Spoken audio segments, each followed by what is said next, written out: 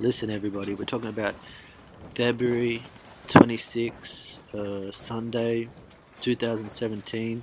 Deontay, the Bronze Bomber Wilder versus Gerald, Capital City, Washington. I don't think that's his actual nickname, but I'm just going to go with it for now. So Deontay Wilder knocks out Gerald Washington in the fifth round. I thought Washington was winning the fight. Definitely had him winning the first three rounds. Washington was out jabbing Wilder and out moving him a little bit too. I thought he controlled the pace of the fight. He'd kind of set up, jab, jab, and then step off to the side and constantly make Wilder reset. Couldn't get into any rhythm. Wilder was only able to kind of really come forward and launch those right hands that he's known for a handful of times in the first three rounds.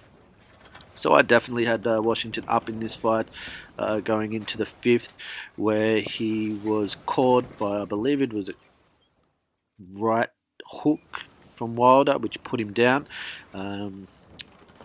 During the count, he looked a little bit shaken, not too badly hurt. Wilder in the other neutral corner was kind of mouthing to the referee, to the crowd, mouthing to the camera, maybe letting us all know that he was about to go in for the kill, and that's exactly what he did. He wasted no time.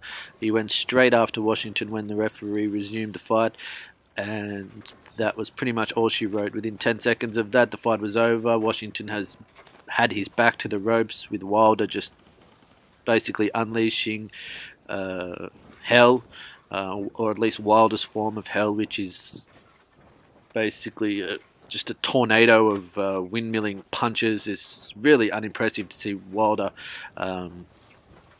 go in for the kill like that. It's easy to understand why people are not completely sold on the WBC heavyweight champ. People have been saying for a while now, since he became champ, and even before he beat Stavern for the belt, that he had a lot of things to work on. And to my eye, he hasn't really improved that much. Getting back to the first part of the fight, to me, Wilder looked lazy. He looked like he wasn't.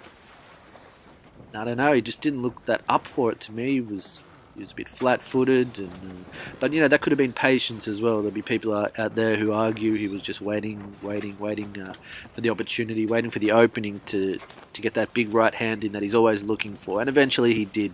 So that's I guess that's up for conjecture. What do you think? Was Wilder being patient, trying to lure Washington in with a bit of a false sense of security before he could land that big right hand, or was he looking flat to you? Was Washington genuinely outboxing him?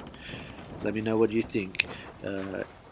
And just to touch on the finish again, I'm just waiting for the day that Wilder comes up against some cagey opponent who plays possum in the corner, who maybe feigns being buzzed or something, bringing out that recklessness in Wilder, which we know is there, and then taking full advantage of those wild punches and putting Wilder himself on the canvas. Because how much longer can Wilder get away with that kind of just sloppiness? I think in the next 12 months, Wilder's really going to face some stiff competition, or at least I hope he does. I hope that this heavyweight division can really come to a boil, so to speak, in the next kind of 12 to 18 months. And all of these champs hopefully can get a chance to face each other, and the contenders as well. So I really think that the next 12 to 18 months for Deontay Wilder is going to be probably the most difficult of his career in terms of level of opponents. And I don't know, can Wilder's right hand and that reliance get him over the line when he comes up against the top guys like the Joshuas, the Klitschko's, Tyson Fury, Joseph Parker, Luis Ortiz. All of these guys are guys of a much higher standard than Wilder has fought.